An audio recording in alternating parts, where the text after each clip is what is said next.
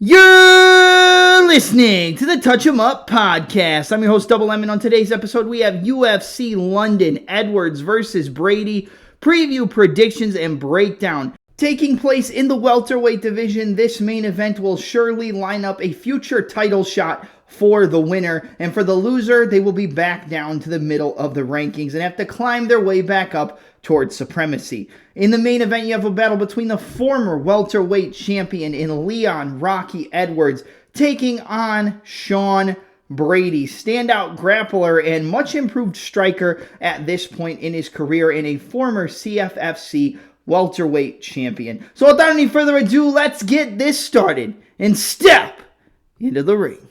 So before we get started, last week, overall predictions were god-awful, but we did pick some good underdogs. We had Priscilla Cachoeira as an underdog. We had Damon Blackshear by submission. We had Andre Lima by submission in the second or third round, which on FanDuel was plus 1,400. We picked Sam Hughes, but for the most part, the card just really didn't go our way. But for the picks we got right, I seemed to analyze those picks the way that the fights ended up playing out. So, but no reason to look back on last week. Let's kick it off and start with this week in London, where we have a pretty solid card, man. UFC London is very, very solid from top to bottom. A lot of names that people may not recognize, at least on the lower card, but very good and technical fighters. Some coming off the Tuesday Night Contender Series, which, at this point, it's more of a curse than a blessing to be picking somebody coming off of DWCS. But either way, let's kick it off in the lightweight division with a banger between Guram Kutateladze taking on Kaue Fernandes. I think I said that right. I believe it is Kaue Fernandes versus Guram Kutateladze. I'm going to be honest, man. This fight's a banger. Really solid fight to open up the card. Guram is a very well-rounded mixed martial artist. In his last fight, he ended up getting a unanimous decision victory, 29-28 over the former CFFC champion in Jordan, the Epidemic Vucenic, who also fights on this card, and we're going to break him down a little bit later. In this fight, I think it comes down to knockout power and finishing ability versus finesse, technique, and overall more well-rounded game. The more well-rounded fighter is Guram. He has very good footwork, very good movement, good in and out movement, great grappling, very good counter grappling as well. Good takedowns, good ability to take the back, and it really just, I think he's way better than Kaue Fernandes, but I think Fernandes is pretty technical in his own right. He's got a very good 3-2, solid 1-2s down the middle, a lot of power in his hands. He chops low kicks very well, but I think he kind of falls apart in the grappling aspects, at least at the highest level. If we look at Kaue Fernandes' record, we're going to pull it up real quick. He's 9-2 as a pro mixed martial artist. Out of those 9 wins, he has 5 KOs, 2 submissions, and 2 decisions. So he does have the ability to get submissions. The last one he got came back in December of 2017 via an armbar in the second round. I think the biggest advantage in this fight for Guram is to use his wrestling. I think he can use his takedowns, use the top control, take the back like he did against Jordan Vucenic, and try to ride out some minutes and get a lot of control time. And on the feet, I think the power edge, like I said, is on the side of Fernandes. But Guram is the cleaner striker. He's got more finesse. He throws with better technique. But he's also getting a little bit old. He's had a lot of injuries and a lot of reasons to kind of stay away from MMA. And he looked good in his last fight. He did do enough to win. And I think Vucenic is a very solid opposition. And he got dropped, recovered, weathered the storm, used his grappling, ended up finding some good kicks to the body. I mean, this guy's Muay Thai is extremely effective. I do worry a little bit about his durability. If you go back and you watch the Elves Brenner fight, he was winning that fight going away, cut him with some elbows, and then in the last round, he got clipped with a shot behind the ear, put down, and finished. I think Kaue Fernandes does have the power to put down a guy like Guram. He's a clean technical striker, does have some grappling just by judging off of his record, but I think he's a little bit outmatched overall in terms of overall mixed martial arts. I think the fight is going to play out close, though. I think there will be a point where Fernandes probably does hurt Guram in an exchange, but Guram will probably use his wrestling or counter grappling in order to find a way to control where the fight takes place and be able to kind of slow down the pace if it's getting a little bit out of hand. And I think he still has good enough cardio to push through 3 rounds. But again, him being older, I don't agree with a minus 500. I think this should be minus 250. Guram at the highest. I wouldn't put it in any other way. I think people are really down on Fernandes considering that his win came over Muhammad Yahya, who, isn't UFC level. And that was a pretty easy win. He got a KO early. But he still has power. He still is a technical striker. And he has some grappling to fall on, just like we talked about. But overall, I got to go with Guram. I am going to pick the favorite to win. I'm going to go Guram via a 29-28 unanimous decision. I think it makes it to the cards. I think Fernandes wins one round. He might have a big moment, but I do think Fernandes is live to win by knockout. So I wouldn't lay the money on Guram, but as an overall pick, just judging off clean, crisp, technical MMA and skill for skill, I think Guram is more skilled. I think he has the higher fight IQ. I think he's a more well-rounded fighter, and he has more areas to take this fight in order to win. So give me Guram. Guram Kutateladze, 29-28 unanimous decision in this one. All right, next fight up is in the bantamweight division. You have a battle between Nathan Fletcher taking on Caolan Loughran. I'm going to be real with you guys. I've picked Loughran in some fights. I picked him to beat Taylor Lapilus. I picked him to beat Jake Hadley, and he didn't win either of those fights. And to be honest, I think he's a little bit outmatched here against Nathan Fletcher as well. I think he's the better striker, but I also think his striking is more reliant on power than actual technique. And I feel like Nathan Fletcher, he is known as a grappler, a very solid grappler in that, looking for a lot of submissions, ability to win scrambles, taking the back, winding up on top. But he can give up positions as well. We've seen him get swept and find ways to counter grapple. And again, he's a very solid grappler. He's known primarily for his grappling. He does have a TKO victory in his career. But in this fight, I think it's going to be the striking and takedown defense of Caolan Loughran versus the wrestling, the reversals on the ground, the sweeps, the counter grappling, and the submission game with the top control of Nathan Fletcher. And I really do side with the favorite here in Nathan Fletcher. I like him. I picked him to win his fight on the Ultimate Fighter finale or the UFC Vegas card where he won by submission. We picked him by sub. In that fight, man, he got put in some bad positions. He got put in submissions of his own, or got put in submissions himself, and found ways to get out, found ways to wind up on top, found ways to go for his own submissions until he eventually was able to lock up that arm triangle choke from the top and get the submission. I think his grappling is going to be too much for Loughran. I do think that Loughran's power on the feet could cause Fletcher some issues. I do think Loughran is the more powerful striker, but I mean, just based on what I've seen overall, I don't really think this guy is UFC level.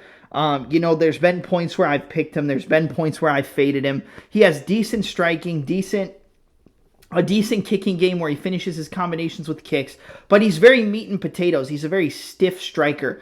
He doesn't have a lot of flow, is the best way I can put it. It's a lot of 1 or 2 shots, decent movement, solid counters, and yeah, if he lands with a big power shot, I think he can hurt Nathan Fletcher, but even when he hurts him, I think if he does try to go for a finish, I more than likely would see Nathan Fletcher finding a way to recover, win a scramble, hit a reversal, and wind up on top. I think it's going to be hard to get the takedowns, but once Fletcher does get those takedowns, I think when he's on top of Loughran, he's going to be winning a lot of minutes. It's going to be very hard for Loughran to get up, and I could easily see a submission coming here from Nathan Fletcher. Loughran is tough. He is durable, though. I don't think it would be a TKO per se on the ground. It would have to be a sub. If it was a certain type of submission, I would have to say either an arm triangle or a rear naked choke. But since Loughran is such a big, burly guy, I'm going to say it's probably a rear naked choke. If he gets a sub, he'll win a scramble, wind up taking his back and sinking the choke in, and probably get in the submission.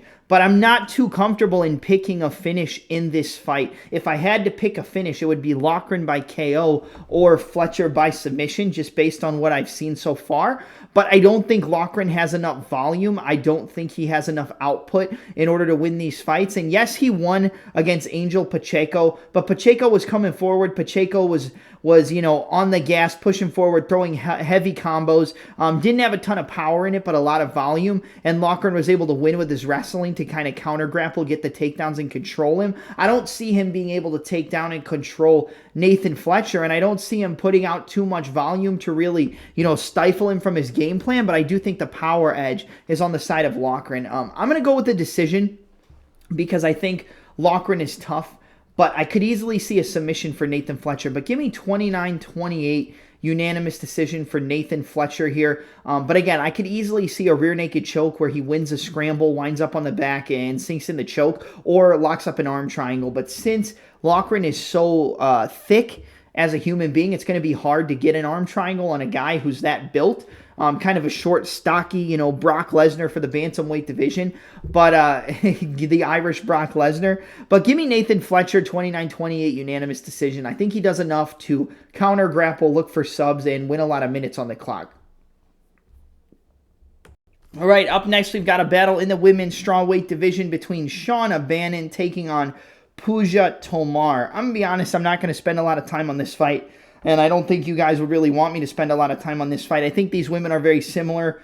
Both of these girls are very heavy on the kicking game. I think the power is much more on the side of Puja Tomar than it is on the side of Shauna Bannon. More UFC experience goes to the side of Shauna Bannon, but it's not necessarily, successful UFC experience.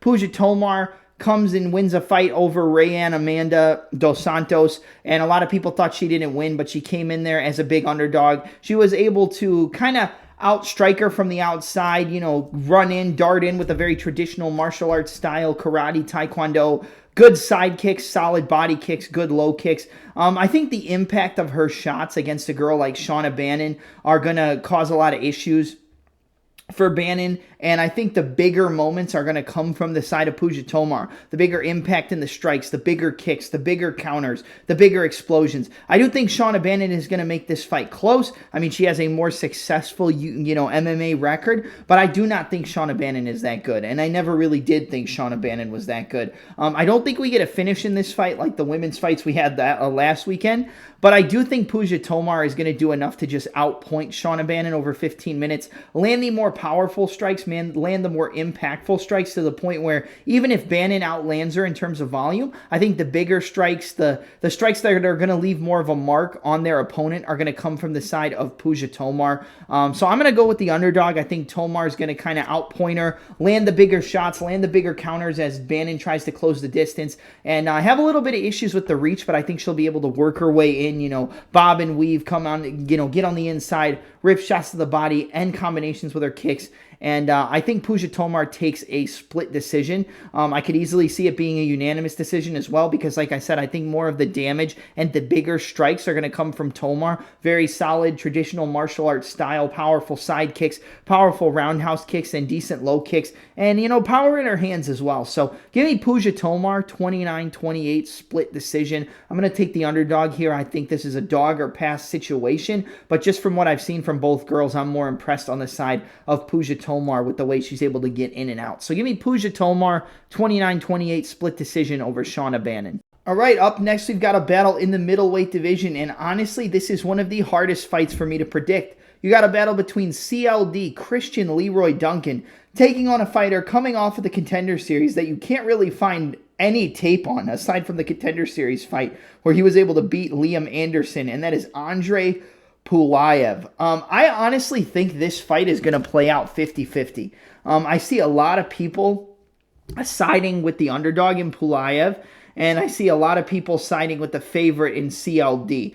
I don't think you can pick Christian Leroy Duncan from a betting perspective. This is a dog or pass situation, but on a breakdown perspective, I think this fight is very close. I think Pullaev is a solid southpaw striker, solid in and out movement, decent shots, good counter game, really good kicks to the body from the lead and the rear leg. He times his shots very well. He throws big power. He's got solid takedown defense. So if Leroy Duncan does want to resort to his grappling, I think he will be able to defend a lot of the takedowns because Liam Anderson wasn't able to get him down. And although I rate CLD a lot more high level, I still think that if he does try to get the takedowns, he won't be successful. The performance with Armen Petrosyan and Christian Leroy Duncan, it really left me with a lot to be desired because I think that was kind of a tee-up spot for Christian Leroy Duncan, and he didn't really do much. He got countered from the outside. He was never able to get his game off, and he kind of easily lost that fight. Just got stuck on the outside, got countered left and right, and tried to point fight with the point fighter. Against Gregory Rodriguez, he had some moments, but really just got, overwhelmed with the power and the pressure of Gregory Rodriguez. Now, do I think a guy like Pullaev would beat a guy like Gregory Robocop Rodriguez? No. But one of the only times I ever picked Gregory Rodriguez was in that fight against Jared Cannonier, and a lot of the other times I had faded Gregory Rodriguez. I picked him against Bruno Ferreira. He got knocked out. But a lot of the times I'm fading Rodriguez because I don't think he's that great and I don't think he's that durable, but he still finds a way to win. He finds a way to use his wrestling, finds a way to use that pressure, and be able to do what he wants with it. In this fight, I think Christian Leroy Duncan's going to be the more finesse fighter, but I don't necessarily think the finesse is going to work. I think it's going to be a very close kickboxing match. I think if anybody uses their grappling, it's probably going to be CLD, but I don't necessarily think he's going to be that successful with any takedowns. I think this is going to be close. I honestly think this is a 50-50 fight. I think the more high-level fighter, obviously UFC experience, does go to Christian Leroy Duncan. But I like Pullaev's striking. I liked his takedown defense. I liked his ability to reverse when he got taken down. And I liked his ability to, land solid power shots when the opponent was coming in. I think the counter game of Leroy Duncan could be a problem, but I also think Pullaev is going to be right there to fire back with those kicks to the body, fire back with those long-rangey shots, try to catch Leroy Duncan coming in with a shot as he closes the distance. And honestly, I don't know who to pick. I think if you're betting, it's a dog or pass situation. I think there is some value on the side of Pullaev, but from a pick perspective, I don't really know because I don't trust Leroy Duncan much anymore.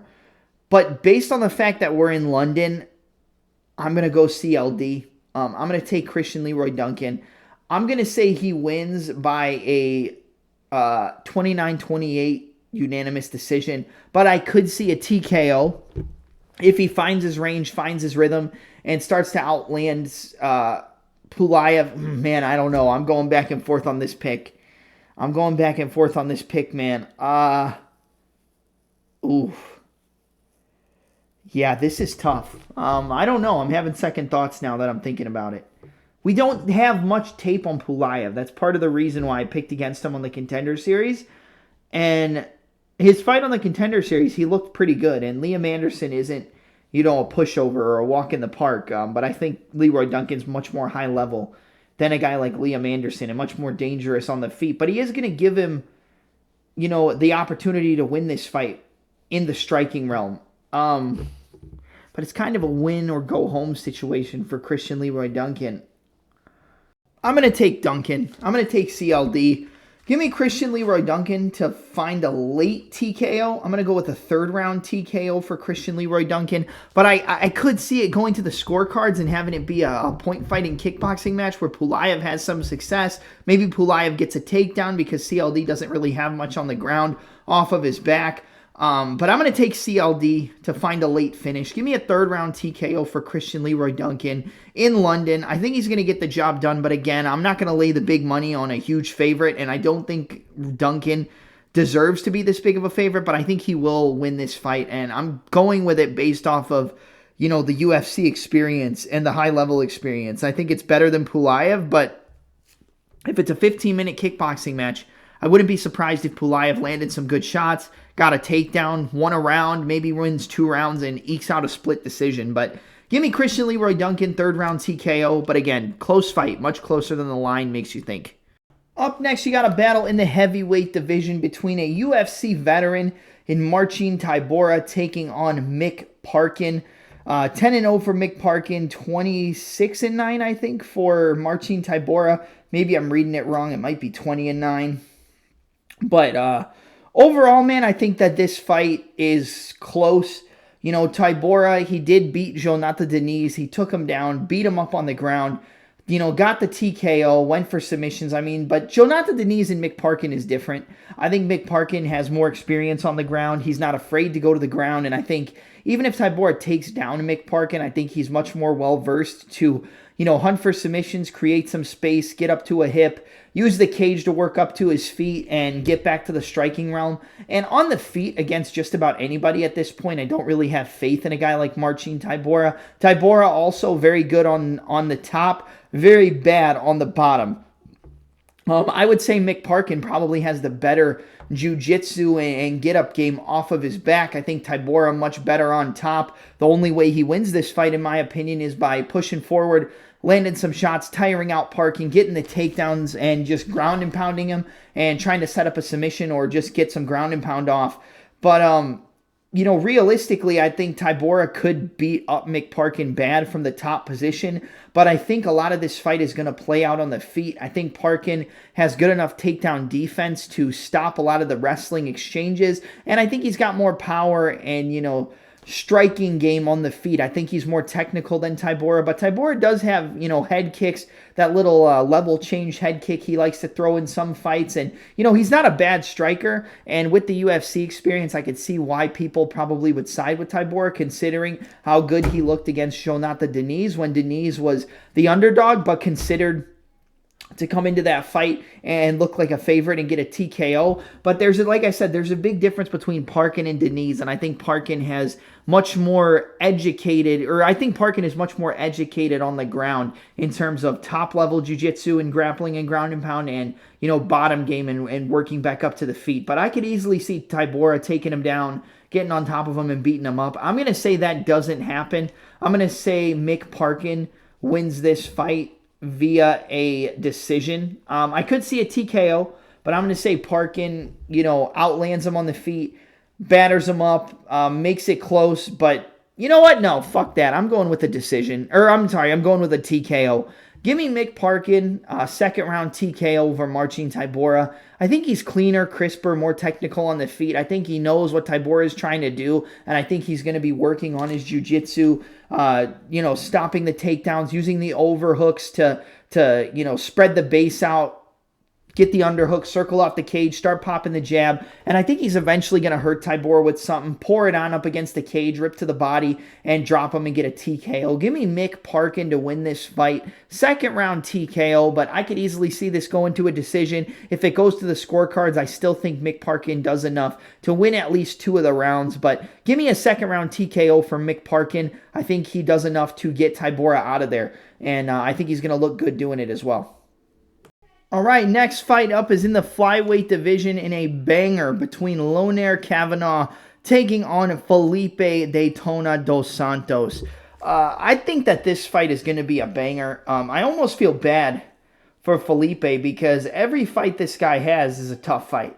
The easiest fight he had was probably Victor Altamirano, and he almost lost that fight. You know, I was pretty sure that the decision was going to go the way of Victor Altamirano, and I was pretty heavy on Felipe dos Santos in that fight. That was one of the fights where we probably shouldn't have got the decision, and we still got it.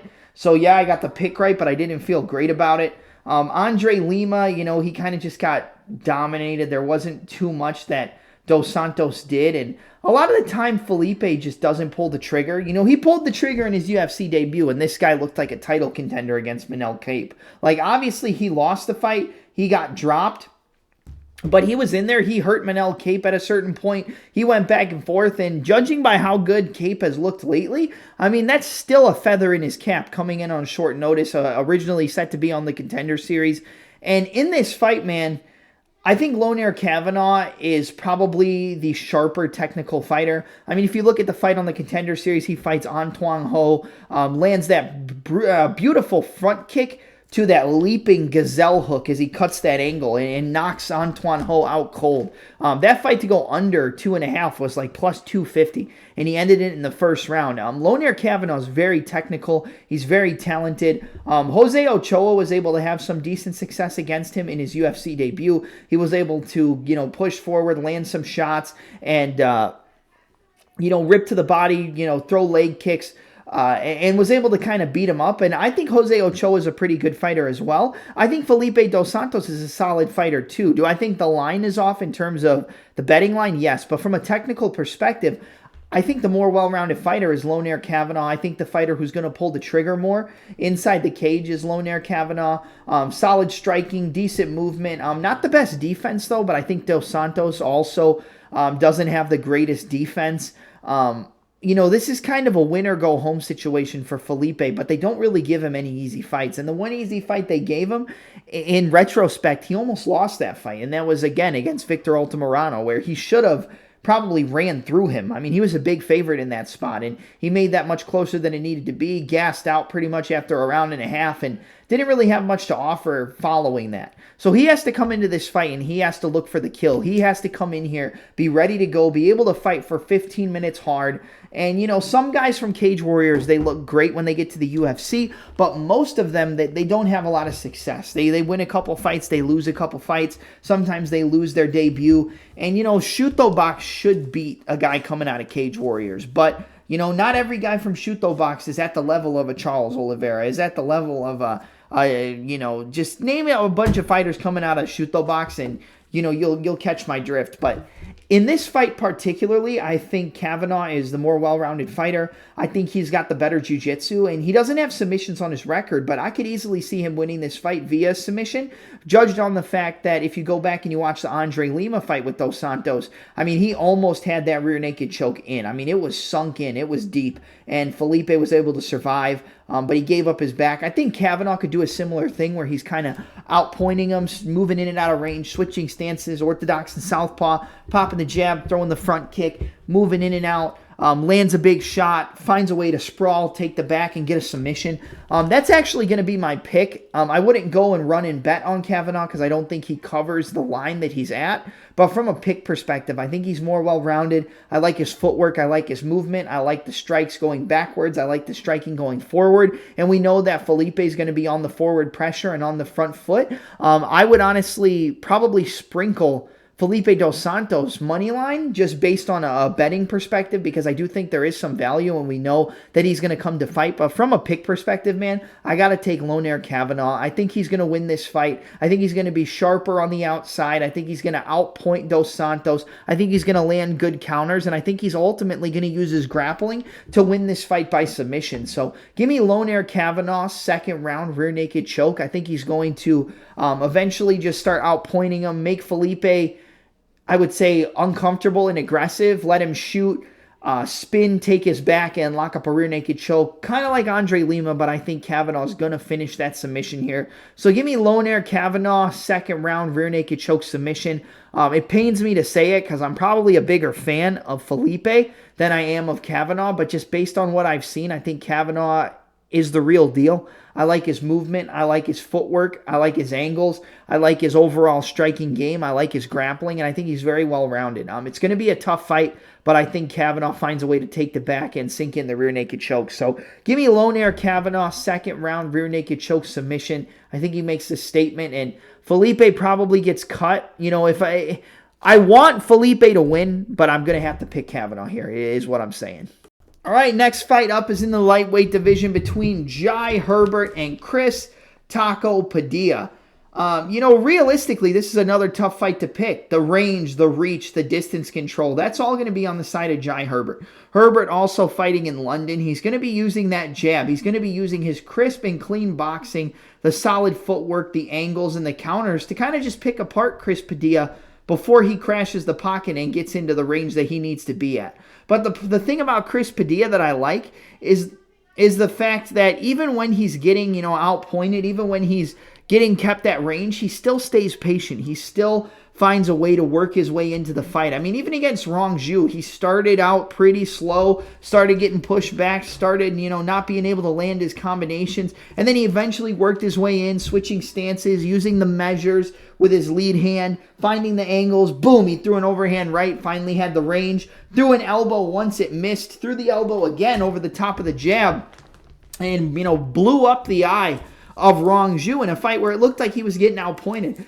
I think the thing that I like about Chris Padilla is the same thing that I think is very important, especially when you're betting on fights, and it's fighter IQ and decision making. What are the decisions that these guys make in the heat of the moment? If they have a clear advantage in one area, will they continue to exploit that area, or will their ego force them to play the game and fight at their opponent's strengths and or give their opponent a better chance to win by fighting in the area that they have a higher chance of victory? And in this fight, I think the fighter with the better IQ is Chris Padilla. Even when he gets tagged, he stays patient, he stays relaxed. We saw him get a takedown in an early submission on Yamez Yontop, who is not easy to finish in the striking game. We saw him against Rongju have some issues, get hit with some low kicks, but eventually start to find his range, start to find that distance where he needs to be. Landed that elbow over the top and cracked him. But before that, he landed an overhand right. So he found the range with the overhand and then stepped in with that elbow and blew up his eye and got a TKO. This guy is always seeming to be underestimated. And I know a lot of people are going to pick Jai Herbert because the fight is in London. He's a long fighter, uses his reach well, very solid footwork. He's hard to track down. And I think if Jai Herbert wins, it's probably a decision where Padilla just can't find his distance. He can't cut him off. And you have Jai Herbert just constantly cutting angles, popping the jab, moving in and out, circling, and finding the angles he needs to be at in order to just keep Padilla away from him, keep on the stick, and continue to use his long-rangey weapons, the front kicks to the body, etc. He has decent cage control, decent cage wrestling as well. Not the easiest guy to take down because of how tall he is. I think this is, an uphill battle for Chris Padilla, but I think he's going to find a way to win, man. I like this guy, and I like it because of what we said earlier. What was it? Decision making. I think Padilla makes very good decisions inside the cage. I think Padilla downloads data and finds his angles and finds where he needs to be in order to land his counters. And I think he's going to start to time Jai Herbert. First round, probably Herbert wins. He starts to pop the jab, starts to throw those front kicks, and it takes Padilla a while. He might get pieced up in the first round, but he's not going to get finished. He's not going to get rocked, to an extreme extent. And then in that second round, the midpoint of the second round, I think Padilla is going to start to find his range. He's going to start to have those low kicks work, going to start to have that jab working, and eventually he's going to find that big overhand. He's going to find that big elbow that rocks Jai Herbert, and he's going to jump on him, and he might even get a submission. I could see him rocking Herbert, dropping him, and jumping on his neck for a sub. And I honestly think that's what's going to happen. A TKO is more than live, but I think he's going to have a tough round and a half. But in that midpoint of the second round, going into the third round, I think he's going to find that shot. Whether it's an elbow, whether it's an overhand, whether it's an uppercut on the inside, he's going to find something that's going to rock Jai Herbert. Herbert's going to panic shoot or try to clinch. Padilla's going to find a way to get on top, land ground and pound, and find that rear naked choke finish. Give me Chris Taco Padilla to get the job done here via a late second round rear naked choke submission. I like this guy. I think he's legit, and I think he's going to make another statement and put away Jai Herbert. So give me Chris Padilla, late second round rear naked choke submission as the underdog. I think he's going to pull it off. Going to be tough early, but he'll find a way to come through it and win. All right, next fight up is in the featherweight division. You have a battle between Nathaniel, the prospect Wood, taking on Morgan, the last pirate Charriere. Honestly, I really like Morgan in this spot. I picked him against Chepe Mariscal. I thought he was going to get a finish. I went back and I rewatched the fight last night, and honestly speaking, I gave round 1 to Chepe, and I gave 2 and 3 to Charriere. Just based off what I saw. I believed originally that Charriere got robbed. I went back and rewatched the fight. I still think Charriere won the fight. And you look at what Chepe's been doing recently, I think that's more of a feather in the cap of Charriere that he was able to do that with such little UFC experience. He comes in, he fights Gabriel Miranda, he knocks him out, catches the kick, breaks off the clinch, lands a big left hook, knocks him out. In this fight, man, these are two technical fighters, two very good technicians. But I think Nathaniel Wood's going to be outpowered and outsized here, and I think that's really what plays the biggest difference here. You have a former bantamweight fighting a true featherweight in Charriere. Charriere is a big guy. Nathaniel Wood's a solid fighter, man. He's very well-rounded, good grappling, good takedowns, good submission ability, really solid striking, good stance changes, really good clinch trips. I think the inside and outside trips from inside the clinch could work well for Wood here, considering that he doesn't really shoot traditional takedowns. He's good inside the clinch from the single collar. I mean, go back and watch the Charles Jourdain fight. But, he's got a win over Andre Fili. He wins that fight by decision, but that fight was a lot closer than I wanted it to be. And I think maybe we slept a little bit on Andre Fili. Wood almost gets the knockout, but he doesn't get it. It goes to a decision. Wood still wins the decision, but again, very close, very competitive. Now, when Morgan Charriere fought Chepe Mariscal wasn't really known as the killer and the monster that he is now. I mean, I rarely pick against Chepe Mariscal at this point. I believe the last time I picked against Chepe was in the Morgan Charriere fight, and I still think that that was the right pick. I thought Morgan did enough. I think Morgan, he got a good takedown. He wound up on top. He landed a lot of good shots on the feet. I think Chepe did enough to win in the judges' eyes because a lot of the strikes he threw, they looked like they were landing, but I think that plays into the good defensive ability of Charriere. Charriere has very good head movement, very good ability to control the range, very good slipping and countering to where punches will look like they land, but they're really just skimming past his chin. They're skimming past the shoulders, and he's slipping, bobbing, weaving, and rolling, and coming back with good counters. I think the power and the explosiveness, along with the finesse of Charriere, is really what's going to play the biggest factor here. I don't see Wood clipping Charriere and hurting him. I don't see Wood out-grappling Charriere either because Charriere is very solid on the ground. He's very educated as well. And I think more likely than not, if Wood does get on the ground, I think he probably gets reversed and Charriere winds up on top and lands some good ground and pound. I could see a TKO here. If you guys are forgetting, Nathaniel Wood did get TKO'd by John Dodson early in his UFC career. I believe it was his UFC debut. I've always been very high on Nathaniel Wood. So for me to be speaking about him in this way, in this matchup, it shows you how high I really am on the overall skill set of the last Pirate. And to be honest, I'm going to pick Morgan Charriere here. I think he's going to find a finish, but again, Wood's tough, Wood's durable. But if you go back and you watch the Muhammad Naimov fight, Naimov cracked him, hurt him, dropped him, almost finished him. Then Nathaniel Wood comes back, almost finishes him in the third round, but the first two rounds go to Muhammad Naimov. The grappling, the wrestling, the takedowns, the power, it all was on the side of Muhammad Naimov in that fight.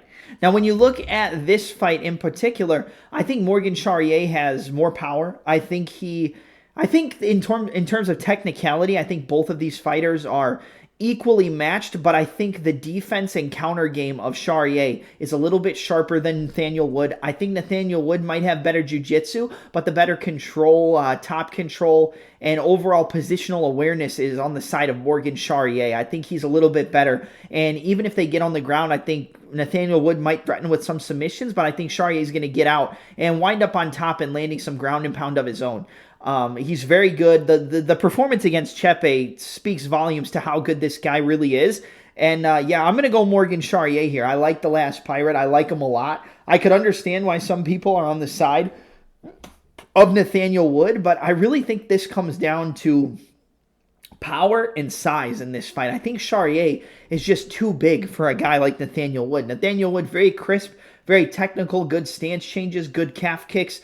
But the counters, the defense, the movement, the counter grappling, the defensive grappling, the offensive grappling as well from a guy like Charriere, I think he's going to get the job done here. I'm not too comfortable in picking a finish or a decision because I think he could knock him out. I think Charriere could definitely crack Nathaniel Wood and get a TKO or hit him with a body kick and TKO him, or he could win a decision. I'm going to go with the fact that the fight goes 3 rounds and Morgan Charriere clearly wins it. Give me a 29-28 unanimous decision for Morgan, the last Pirate Charriere, to get the job done here. I like this guy a lot. His record is a little bit deceiving because it doesn't look that great, but I think this guy has a lot to offer the featherweight division, and I think he's going to be a big problem at 145, and you're going to see how good he looks here against Nathaniel Wood. So give me Morgan, the last Pirate Charriere, taking on defeating Nathaniel Wood by 29-28 unanimous decision, but I could see a TKO, so maybe go KO, TKO, or on points. I like Charriere. I think he gets the job done here. All right, guys, next up, we have a battle in the lightweight division. Another great fight between Jordan, the epidemic Vucenic, taking on Chris Duncan. There's been a lot of times where I've picked Chris Duncan as an underdog, as a slight favorite. There's also been times that I've faded Chris Duncan as well, like the fight against Manuel Torres.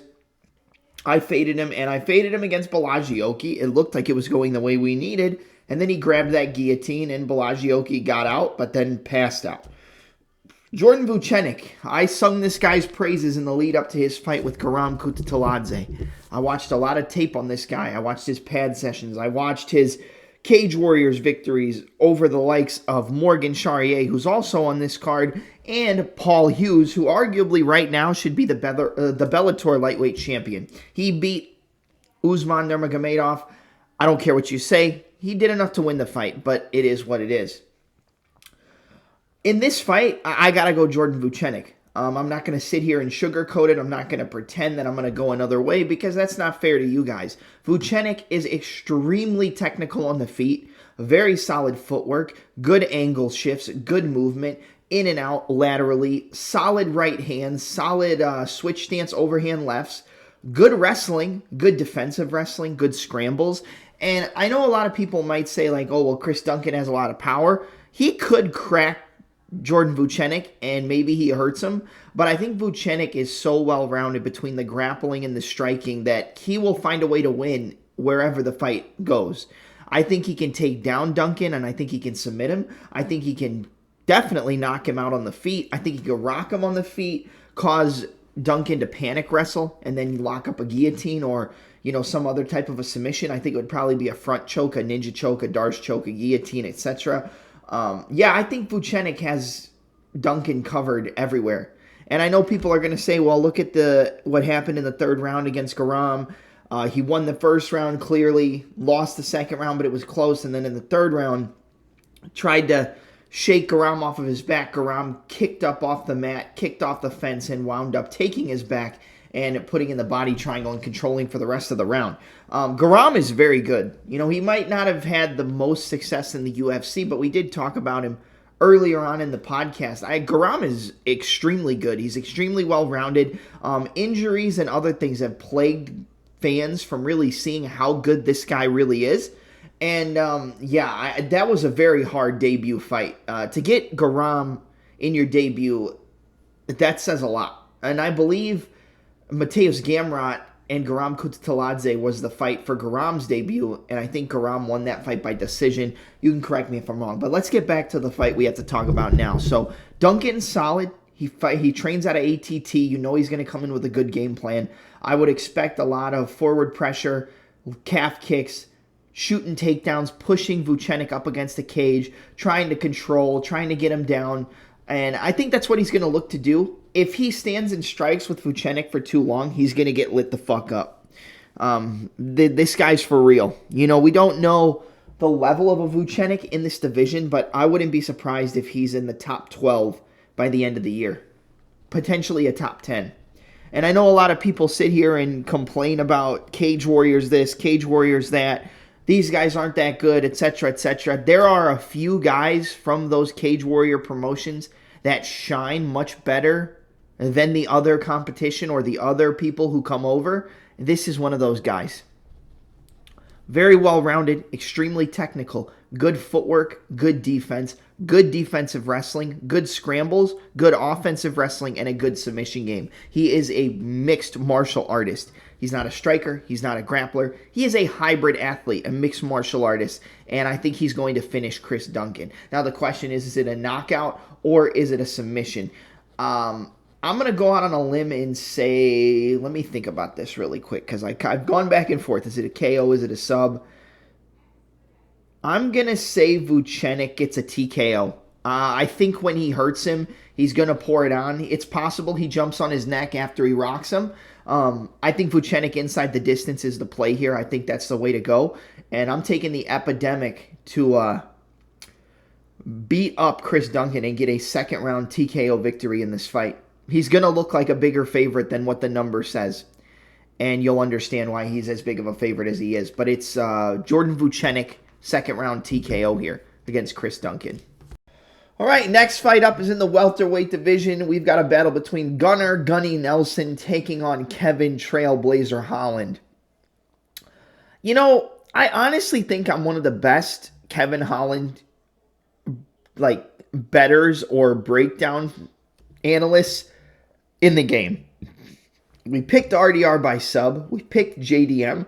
We picked Holland by sub against Chiesa. We picked Holland by sub against Michał Oleksiejczyk. We got the Roman Dolidze one wrong, but, you know, that is what it is. But in this fight, man, I'm going to be honest. Originally, I was going to go with Gunnar Nelson. His grappling is solid, decent striking, but good jiu-jitsu. If he gets Holland to the ground, it's a problem, you know. But then I really thought about it.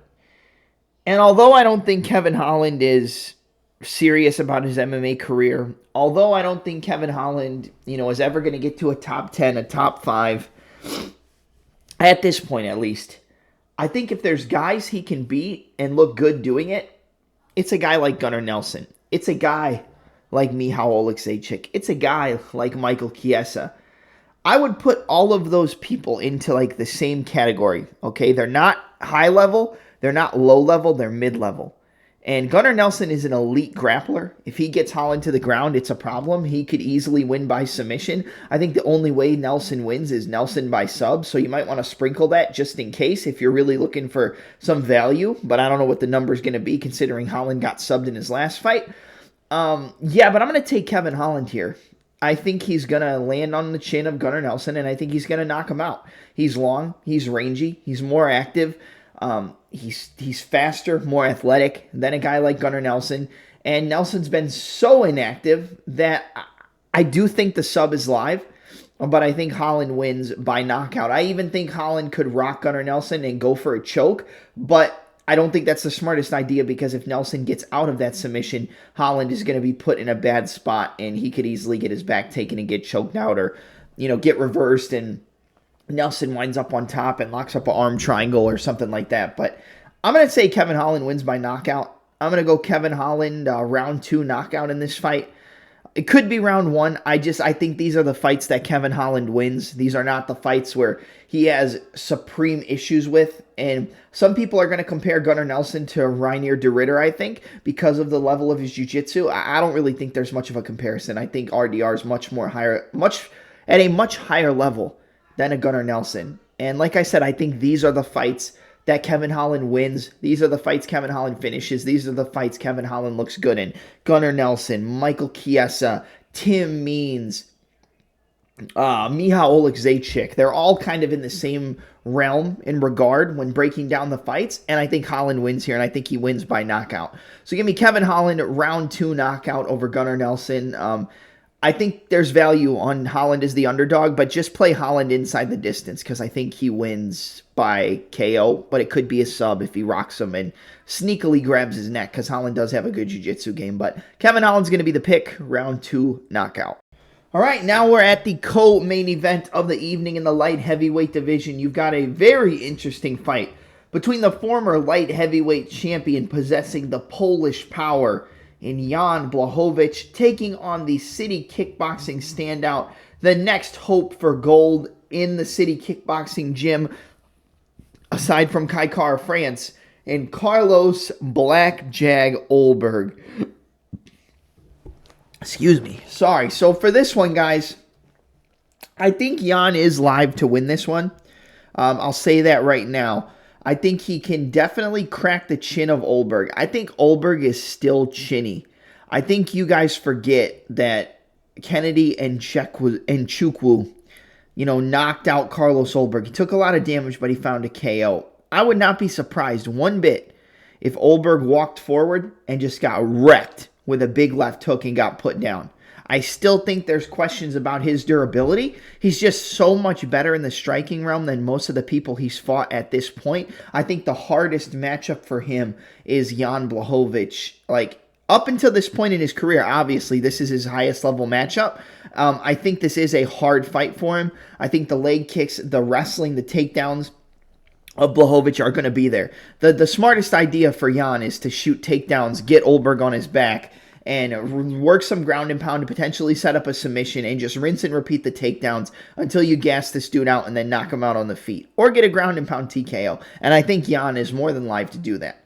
Now, Ulberg, I think, is much faster at this point than Blachowicz. I think he's a little bit of a liability defensively, but I think both of these guys are a liability defensively. I think the footwork, the movement, the speed, that's all on the side of Carlos Ulberg. I think age is on the side of Carlos Ulberg. I think power is on the side of Blachowicz, but the speed and the power of Ulberg probably adds to his power, so he might actually be the more powerful striker when you think about it, adding the speed, the footwork, the movement, the counters, everything together. Ulberg might actually be the faster and more powerful striker. Like I said, I think Carlos Ulberg wins. That's my pick is going to be Carlos Ulberg. I think KO or on points is your best way to look at it. I don't think he gets a submission. I think Jan is even live for a submission. Maybe he could get like a neck crank if he rocks Ulberg, jumps on him on the ground. Maybe he locks up a rear naked choker like a neck crank. But honestly, I think if it's a finish, it's probably a knockout. More than likely, using that Polish power and cracking the jaw of Ulberg. If Kennedy and Chukwu can knock you out, Jan Blachowicz definitely can too. But I also think this is a case of momentum. This is momentum, and I think Blachowicz is on the decline. I think Ulberg is on the incline. Ulberg is moving up. Blachowicz is moving down. I think we see Ulberg get a knockout here. He lasted 3 rounds with Alex Pereira. He got the takedowns, etc., etc. That was a Pereira moving up to light heavyweight for the first time. Really not used to the weight class yet, so I'll give him a little bit of a pass. Ulberg is a true light heavyweight. He's a big boy. He moves around, and he's really fast for this division. So I'm going to go with Ulberg landing that counter left hook as Blachowicz steps in, dropping him, jumping on him, and knocking him out. I'm going to go with a round 2 knockout for Carlos Black Jag Ulberg in the co-main event. I think he gets the job done. I think he wins by KO. I like Ulberg a lot. I've always been a pretty big Ulberg fan. Last time I picked against him was when he fought Alonzo Menefield. Terrible pick. Got knocked out immediately. Menefield got countered immediately and knocked out. That was one of the worst picks I ever made, just based on how the fight played out. I think this fight will be competitive, but I think the speed, the power, and the athleticism, along with the youth of Ulberg, is going to pull through for him here. I think he catches Blachowicz stepping in with a big counter left hook, drops him, jumps on him, and gets him out of there. Carlos Black Jag Ulberg, round 2 knockout. And now we are at the main event of the evening in the welterweight division. You have a battle between the former welterweight champion in Leon Rocky Edwards, trying to get back on the winning track and get a rematch against Belal Muhammad, taking on the last and only man that Belal Muhammad has ever TKO'd, but the man who came back strong with victories via submission over Kelvin Gastelum and a victory via 5-round decision over a former title challenger as well in Gilbert Dorino Burns in Philadelphia's Sean Brady. Brady versus Edwards is a phenomenal fight, one of the best matchups you can make in the welterweight division. And quintessentially, it is a striker versus grappler matchup. Leon Edwards, southpaw, straight left, elbows off the break inside the clinch, very good left body kick, solid left head kick. And, seeing how Belal was able to kind of walk down and beat up Sean Brady, TKO him on the feet, it does pose questions as to, we know that if it's a pure striking matchup for 25 minutes, Leon Edwards probably will knock out Sean Brady before the time expires. If it's a pure grappling match, for the majority of the fight, cage control, cage pushing, takedowns, chain wrestling, submission attempts, then Brady probably finds a way to submit Leon Edwards towards the mid to the second half of the fight. And that's really what it looks like, and that's probably how it plays out. Brady has made some improvements to his striking, a decent jab, a really solid check hook, decent movement, but you don't want to play around and strike with a striker like Leon Edwards, who's probably coming into this fight looking to make a statement. Both of these guys are looking to make a statement in their career, trying to punch their ticket to the next title shot following the winner of JDM versus Belal Muhammad. In this fight, I'm going to go with Sean Brady. I think Brady will use his wrestling, close the distance, use his pressure. I think the pressure of Brady is more important than his wrestling in this fight, if you really think about it. You look at the fight with Belal and Leon. Leon on the back foot is not a good striker. When Leon is coming forward, when Leon is controlling the pace, when Leon is pushing his opponent back, he looks the best. And then when they counter, he can counter their counter. When he's getting pushed back, when Brady's getting in his face, using the jabs, using the check hooks, throwing the kicks, moving in and out, trying to time those takedowns, pushing Leon up against the cage, that's where Leon has trouble pulling the trigger. He has trouble pulling the trigger with pressure fighters. And we saw Sean Brady pressure Gilbert Burns for pretty much 5 rounds. And it was basically a shutout, 50-45, 49-46 on the side of Sean Brady.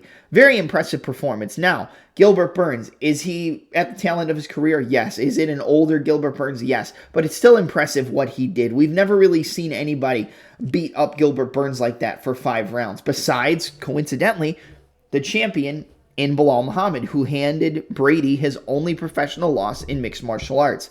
I think the writing is on the wall here. I think Brady is going to pressure Leon Edwards. I think he's going to get hit with some big shots, but I think he's going to use his wrestling and his grappling to counter the striking of Leon Edwards. I think he will get takedowns. I think the more takedowns he gets, the more discouraged Leon is going to become. I think we're going to see a similar Leon that we saw in the Belal fight. We're going to see a similar Leon that we saw leading up to the 5th round in the first title fight against Kamaru Usman, where Leon is pushed back, pressured, taken down, held up against the fence, and his mental starts to break down his physical. I think the takedowns become easier for Sean Brady. I think he gets on top of him, starts beating him up, and I believe Sean Brady will win this fight by submission. I could see it going to a decision. I could see a ground and pound TKO, but I would say if it's a finish, it's probably more likely a submission. If there's a finish on the side of Leon Edwards, more than likely a knockout on the feet. I could see those elbows off the break in the clinch working very well for Leon Edwards here. He used them extremely well against Donald Cowboy Cerrone, as well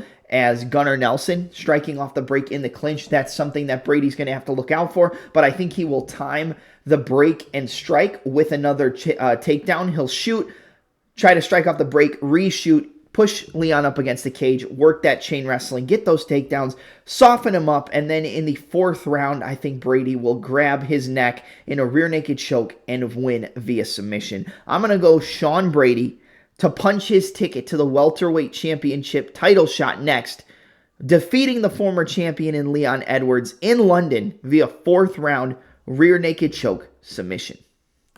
Alright guys, and that's going to be it for my UFC London Edwards versus Brady preview, predictions, and breakdown. Don't forget to like, comment, subscribe, and smash the notification bell with your favorite striking combination, and maybe finish with a takedown to win the round so you don't miss any future uploads from the premier mixed martial arts and pro wrestling channel on YouTube. I'm your host, Double M. Let's make some money this weekend at UFC London.